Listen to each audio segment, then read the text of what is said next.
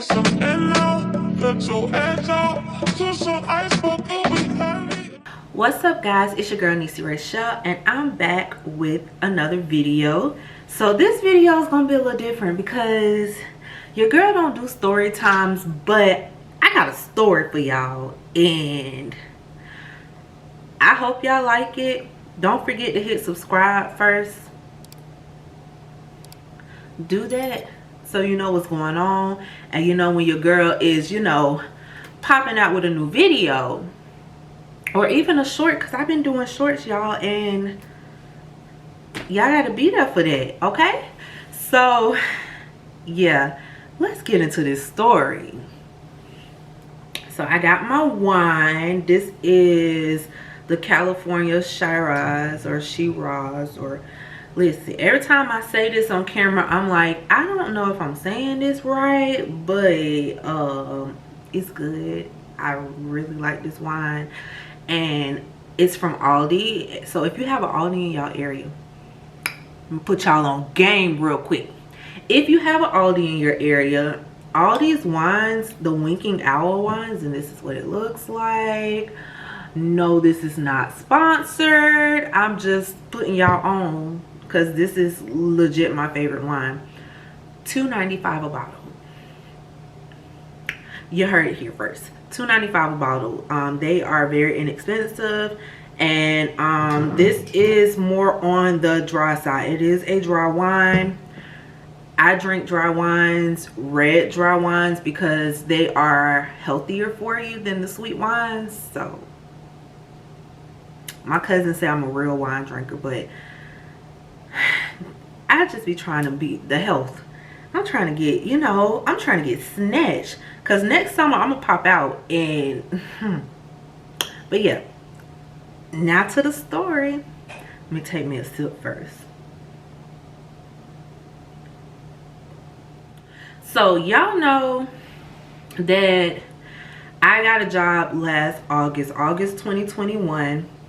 I started working for this mortgage loan company. I will not say their name because, you know, I'm not, you know, there's no like bad blood there. Like, you know, what happened is what happened. And if y'all watch my vlogs, y'all know what happened. I did get laid off this August. Literally a year and a day. It was my year and 1 day anniversary with them when I got the news that they were laying us off. And when I say us, it was like more than half of my team got laid off in August. So yeah, y'all know me. Y'all know I really didn't want to get a job. I really just wanted to continue to just build my clientele and run my business because that's what I like to do. I really enjoy the beauty industry and what I do within the beauty industry. So getting a job was the last thing on my mind. But, you know, I did it because I'm like, this will give me extra income, you know, while I'm slow and while I'm building. So that's why I got the job. I actually enjoyed what I was doing because, you know, I didn't have to talk to nobody. That'd be my thing. I don't want to get on nobody's phone to talk to nobody about nothing.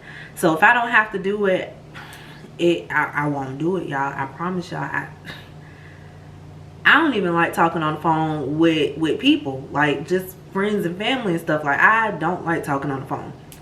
So this job gave me the opportunity to work and not be bothered by people because they didn't bother us. As long as we did our work, we were good. So from August up until February, I was doing what I was hired to do, which was pretty much quality, making sure that we had all the correct information filled into our systems before it went on to, I'm trying to use the right term. I can't think of it right now. But before it went on and we were able to send out the letters and stuff to onboarded. That's what it is. So I made sure everything was in the system properly before we onboarded the loan and, you know, completely took over the loan. So I did have to contact the other banks and other financial institutions that the loan information came from to make sure, like, hey, like, I'm missing this, or hey, I'm missing that. But it was all by email, which I ain't have to talk to nobody. So I did that from August 9th, 2021 to February 14th, 2022. So at the beginning of February, my big boss called me and was like, hey, there's this project that I would like for you to be on. So, you know, your girl thinking, oh, they want me to do a project? Like, y'all think I'm that good? Like, y'all want me to do a project? So, you know, I was kind of hyped up, because that means I'm doing what I'm supposed to do. And y'all trust me enough to lend me out to some other group, and then I'm going to go over there and do what I'm supposed to do. So, you know, he called me and was like, you know, would you be interested? It's email only still. You don't have to talk to anybody. You just have to, you know, send out the reports to them and let them know what they're missing and yada, yada, yada. And I'm like, yeah, I don't have to talk to nobody. I'm cool. Like, that. I don't got to talk to nobody. Your girl is good. Yeah, go ahead, sign me up.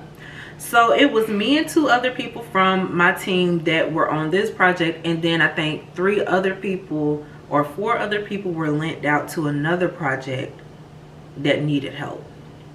So February 14th come, I start the project. They tell us, oh, it's only going to be a few months. All you have to do is email these reports out.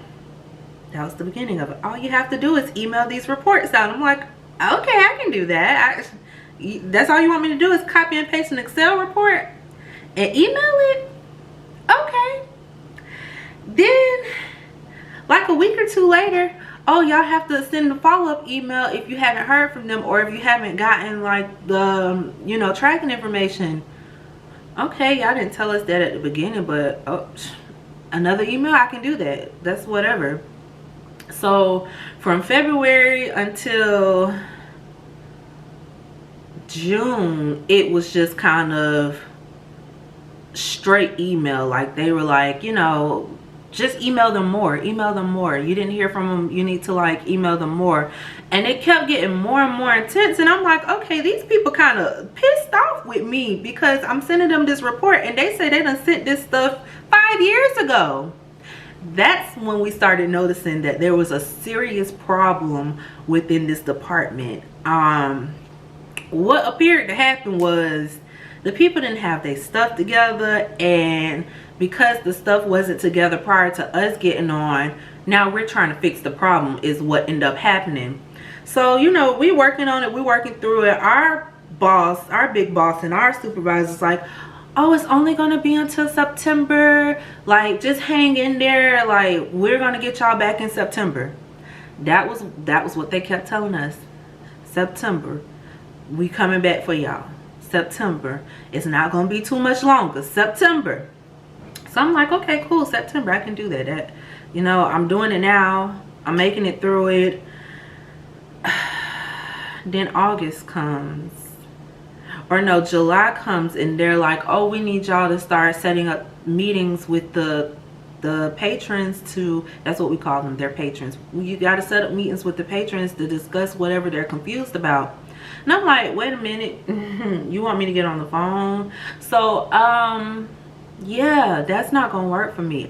Yeah, I had a really bad experience being on phones prior to coming to this job. Like, it was the absolute worst. I did not enjoy it. I had a whole mental breakdown at these people's job on these people's phones. So I vowed that I would never do a phone job again because of how bad of an experience that was for me. And yeah, so when they said they need me to talk to people, no ma'am, that's not what I signed up for. First of all, this is not even my team. I'm only supposed to be here to September. Like, why are y'all requiring me to do so much? Y'all ain't hired them people y'all supposed to hire? Because that's what our boss and supervisor told us is, oh, y'all are just there until they hire new people onto their team. So I'm waiting for the new people to be hired, but I'm still over here. And all the while I was still getting on my regular meeting calls for my team that I got hired on for. And when I noticed that the numbers were still real low and that they weren't coming back up, I'm like, this is not good. They're about to do some layoffs, but you know, maybe not. Maybe it'll pick back up by the time this project is over. So that's July. Come August, you know, we're working and we're working. First week of August goes by. And then that next week of August, I'm pretty sure that it was the second week of August. So the second week of August, I got a meeting invite that Tuesday, August 10th. And it just says important meeting. And I'm like, important meeting? And like, if y'all watch that vlog, which I'll go ahead and tag it in here, I was like, important meeting. And I came on and I told y'all, I was like, well, I just got this sudden request for an important meeting, and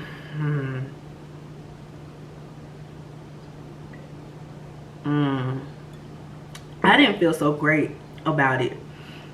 Like, I already knew what was happening, and so the nights up leading to that, I had been restless. I could not sleep. If I did go to sleep, I was up by 3.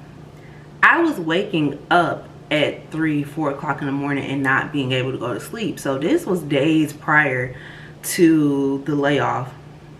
So I already knew in my spirit that something was happening, and you know, I just kind of prayed and was like, you know, God, whatever's about to happen, just let me be at peace with it, because clearly something's going on, because you keep waking me up at 3 or 4 o'clock in the morning when I have to go to work in the morning. So, you know, I just kind of prayed on it and just I just wanted to be at peace of whatever was happening. So August 10th came. That was one of the mornings where I was up. Like, I got up really early that morning. I wrote down my affirmations. I wrote down my manifestations. I like had did everything that morning because I was up so early. And then that email came through around 8-ish, I want to say. I want to say it was like 8-ish. It came through, important meeting, and it was with my big boss, my supervisor, the people that I was on the project with, like my team that was on the project with me from my original team, if that makes sense. And it was the other people who were linked out to a project. You see a reoccurring theme here, huh?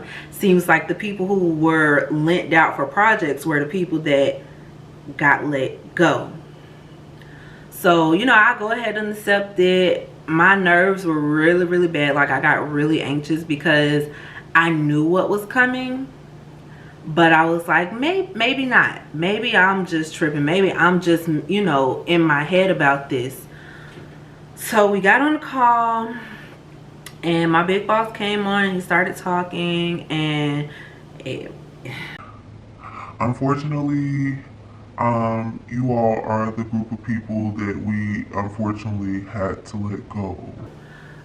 Because of the numbers. Because, I mean, mortgages, the interest rate on mortgages have gone up significantly, so people aren't getting loans to get houses. So that kind of that is mostly what the big deal is, you know, they don't have the volume coming in to have so many people on a team. So I already knew it was coming. A couple of people didn't show up to the meeting, but I had, listen, they told us not to tell nobody. It was too late. I had already told people before they told us not to tell nobody, because the 2 people that was missing from the meeting are people that I actually communicate with. So it's kind of like, yo, like, they just laid us off. Like, you missed the meeting, but we just got laid off. And like, I called my mom and I let her know what was going on. Or I think I text the group mess, our family group chat, and I think she called me afterwards to, you know, check on me and make sure I was good. And I'm like, yeah, I mean, I kind of expected it to happen. I just didn't know when it was going to happen. And then on top of that, I don't know. I really just didn't want to work the job, but I didn't want to quit the job because I have a issue with, if I don't like it, I'm gonna leave. Like, that's just who I am. That's how I do things. I know it's not necessarily the right way to do things, and me and my therapist have talked about this, because I told her, I'm like, listen girl, like, I'm the one. If it ain't going how I think it should go, or if I'm not happy, I'm out. Like, I'm not staying. I'm not gonna wait around and see how things go, or maybe it'll get better. No, I'm gone. But with this specific job, I was like, you know, let me not do that. Let me wait this out. Maybe it will get better. You know, I'm making decent money. Let me just, you know, do the right thing this time and not quit on these people. And they quit on me. Like, how the heck? How does that happen? So, yeah, they laid us off. Talked to my mama. She was surprised at how well I was taking it. But I'm gonna tell y'all why I was taking it so well. So in my journal, where I write down my goals, my manifestations, my affirmations, one of them was, I will not be working a 9 to 5 by the end of 2022. I will not be working for anyone by the end of 22. I will be a full-time entrepreneur by the end of 2022. My businesses will flourish by the end of 2022.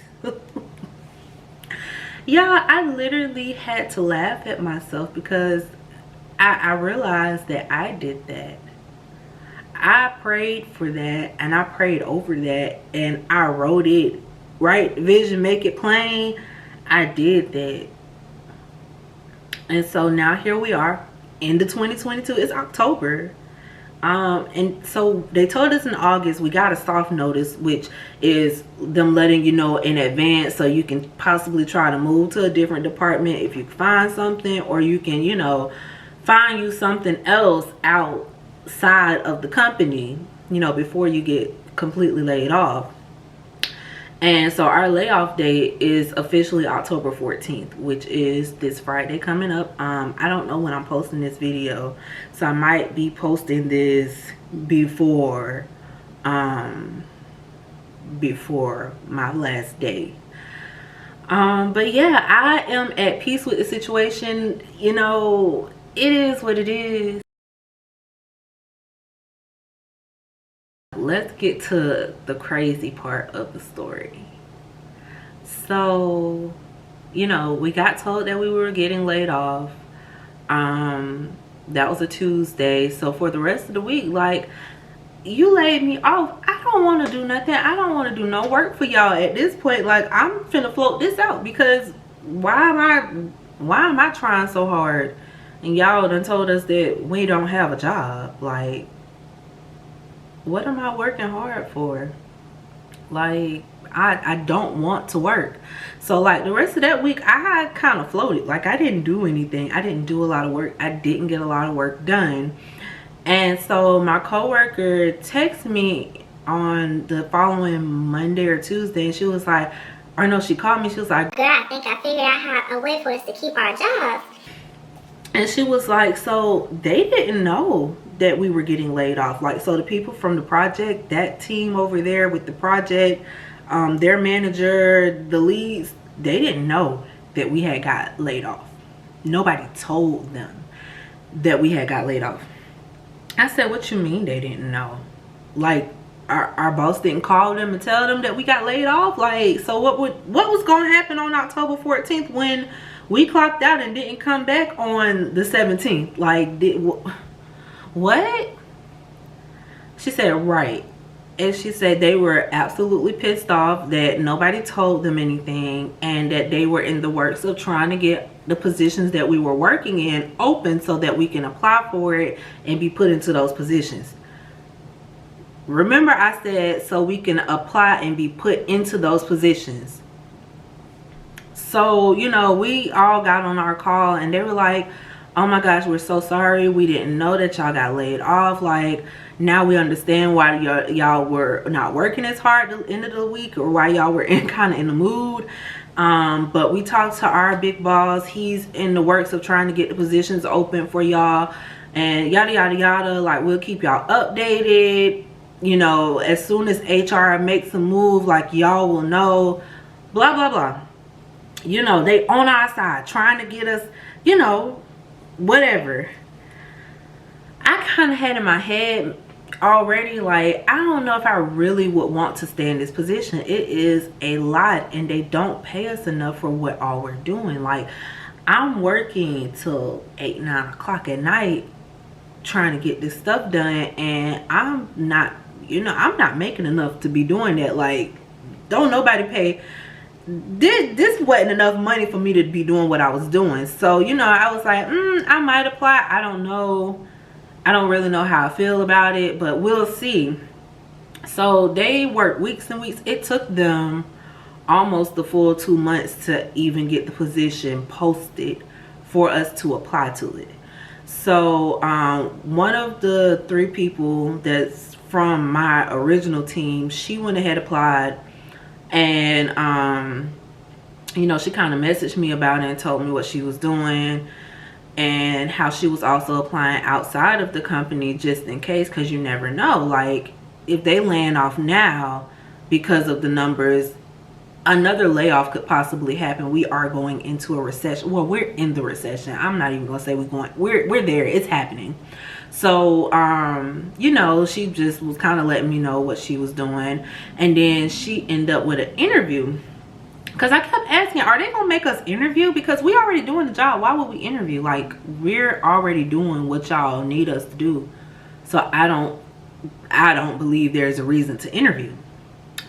Well, she interviewed, she talked to them, and she said, girl, she said, I'm gonna keep looking, because this is what they're offering for all they want us to do. This is not enough.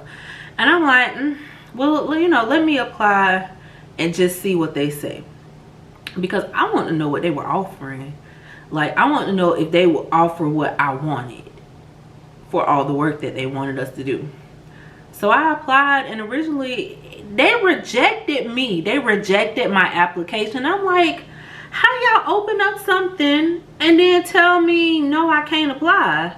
So because I'm that person, I politely forwarded that rejection email to them and let them know, thank you all for, you know, all your help during this time, my time on this project, during my 7 months time on this project. Like, I spent more time on this project than I did doing what I got hired to do. So, you know, I sent them that email, and they're like, wait, no, like, we don't know what that means. The email read that I was not shortlisted for the position. Shortlisted means that there is a list of people that they have that they are looking to apply for the position, which means I was not on that list. And I believe that's the same email that my other coworker got, because she wasn't even able to apply. So, you know, I guess because I sent an email to them, they were like, no, we want you to interview, blah blah blah. So they did schedule me an interview, and I almost didn't accept it, but I was like, you know, let me just see what they were saying. This is me being disobedient to the things that I already knew were in place for me. Let me just see what they're saying. So I took the interview. They emailed me and was like, hey, are you still gonna be able to make the interview? And I'm like, yeah, why wouldn't I? Like, almost like they didn't want me to make the interview. Like, there was no reason for me to miss the interview. I hadn't, you know, I hadn't had any time requests in. I wasn't off, you know, it wasn't during the time that I normally take a break. Like, there was nothing about it that would cause me to miss the interview. So that was red flag number 1 that I just, you know, brushed off. Well, actually, red flag number 2. Red flag number 1 was the shortlisted email. Red flag number 2 was the, are you going to be able to make the interview? Why wouldn't I? Red flag number 3 was when I actually got in the interview, and they were like, oh, well, you know, we're going to need you to do a little more than what you're actually doing. We're going to actually need you to take phone calls and actually go into the office 3 days a week. Now, my job has always been work from home. There was never a time where it was, oh, you're going to be in the office or you're going to have to go to the office sometimes. It was always, no, you're strictly home. We don't need you in the office at all. So yeah, I live kind of far from the office. Okay, I'm literally on the state line. I'm not driving almost to a different city to yeah. So when they asked me about that, I was honest. I'm like, yeah, no, I live about 30-45 minutes away from the office. I am not up the street round the corner, because you know what I was doing prior didn't require me to be there, and it also didn't require me to make phone calls, which I don't think they were aware of. I think they really thought that we were doing more than what we were actually doing, which is quite shocking. But you know, I don't think they really knew much about our positions. So you know, the call was and they weren't trying to offer me more money, and that was my whole reason for the call, was to see what they would offer me. And yeah, it did not appease me. So I tried to keep my poker face on during the rest of the interview, because might as well, we're here now, might as well do the right thing and continue. And after that, I was like, yeah, I'm not getting this position, because y'all, I knew I wasn't getting the position. I could, you know how you can hear it in the interviewer's voice, like, you know when you're getting a job and you know when you're not getting a job. Anytime I've been in an interview and was getting a job, like, they barely asked me any questions. Like, they just talked to me. Like, all of my interviews where I've gotten jobs have just been pure conversation. We did not really talk about interview questions.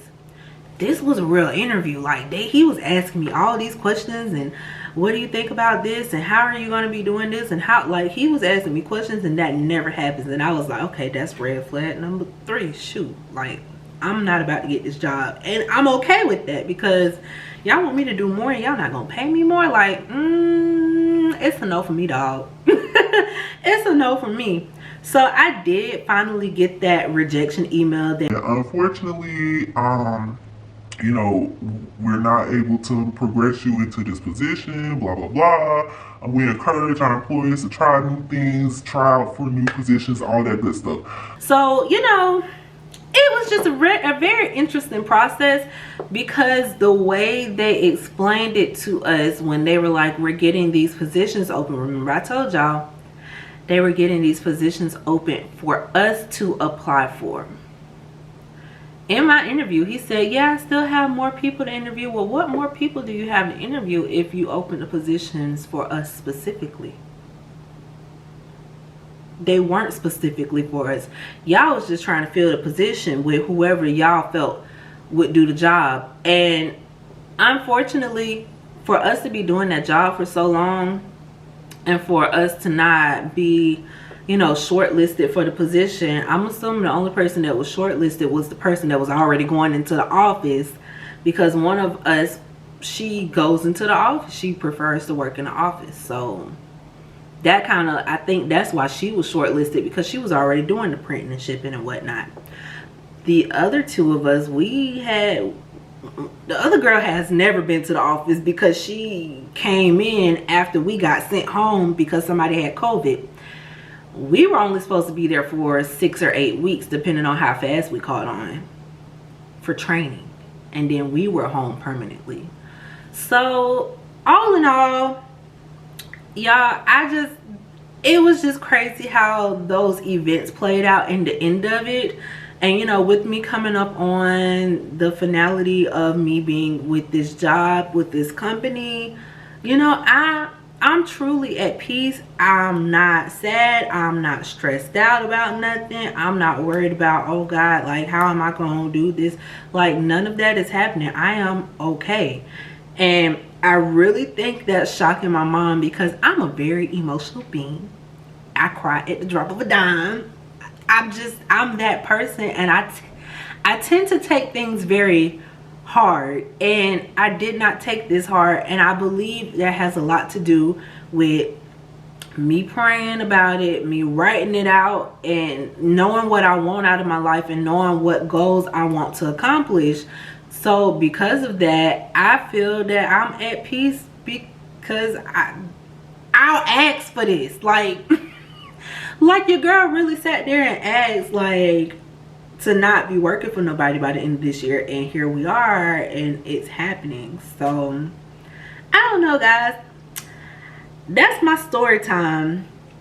I hope I wasn't rambling. I hope y'all got the gist of the story, because I don't do story times. This is like my first time attempting to really sit down and talk to y'all about something that's happened in my life. But I hope y'all enjoyed it. Let me know if y'all like more videos like this, because y'all, I got some stories now. Your girl got some stories. I just don't talk about them on camera because I'm a very private person. But if y'all want more stories, I'll give them to you. So thank you all so much for watching. Don't forget to like, comment, and subscribe, and always stay chic, babes.